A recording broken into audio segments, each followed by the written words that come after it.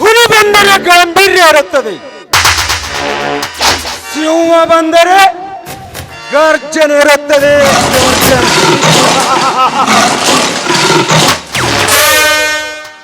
ಚಿರತೆ ಬಂದರೆ ವೇಗ ಇರುತ್ತದೆ, ವೇಗ.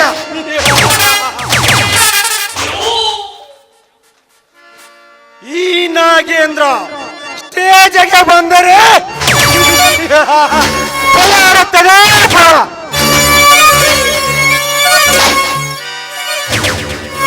ಸಮಾಜ, ಹುಚ್ಚರ ಸಮಾಜ. ಈ ಹುಚ್ಚರ ಸಮಾಜದಲ್ಲಿ ನಾನು ಕರೋಡಪತಿಯಾಗಿ ಜೀವನವನ್ನು ಕಳೆಯಬೇಕಾದರೆ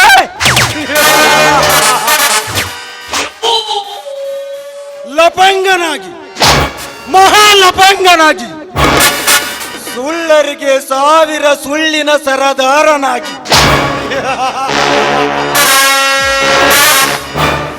ಪುಡಾರಿಗಳಿಗೆ ಪುಂಡ ಪ್ರಚಂಡನಾಗಿ, ನನ್ನ ಚಾಣಾಕ್ಷತನದ ನಟನೆಯಿಂದ ಈ ಜಗದಲ್ಲಿ ಕರೋಡಪತಿಯಾಗಿ ಮೆರೆಯುವುದೇ ನನ್ನ ಗುರಿ.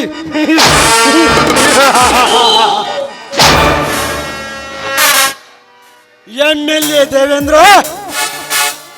ನಿನಗೇನು ಗೊತ್ತು? MLA ದೇವೇಂದ್ರ ಪುಡಾರಿಗಳಿಗೆ ಪುಂಡ ಪ್ರಚಂಡನಾಗಿ, ಪುಂಡರ ಗಂಡನಾಗಿ, ಸತ್ಯದ ಸರ್ಕಾರವನ್ನೇ ಅನ್ಯಾಯದ ಬೆಂಕಿಯಿಂದ ಸುಡುತ್ತಾ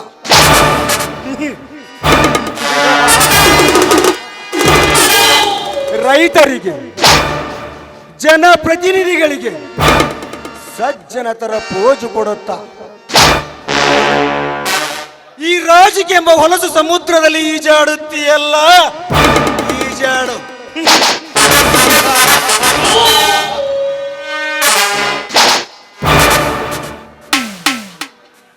ರೈತರ ಮಕ್ಕಳ ಬದುಕಿನಲ್ಲಿ ನೀನಾಡುತ್ತಿರುವ ತಾಯಿಗಂಡ ನಾಟಕದ ಒಂದೊಂದು ಅಧ್ಯಾಯವನ್ನೇ ನಾನೇ ಬರೆದು ಅದರಲ್ಲಿ ನಾನೇ ಕಳ್ನಾಯಕಂತೆ ನಟಿಸಿ ನೀನು ಅನ್ಯಾಯದಿಂದ ಗಳಿಸಿರುವ 6 ಅಂತಸ್ತಿನ ಅರಮನೆಗೆ ಬೆಂಕಿ ಇಟ್ಟು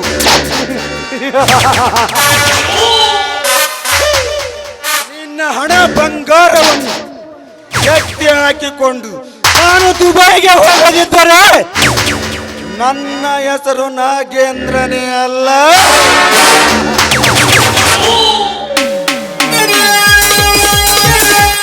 ದೇವೇಂದ್ರ, ನಿನಗೇನು ಗೊತ್ತು? ನಾನೇ ನಿನ್ನ ಸರಿಯಾದ ಮಿಂಡ.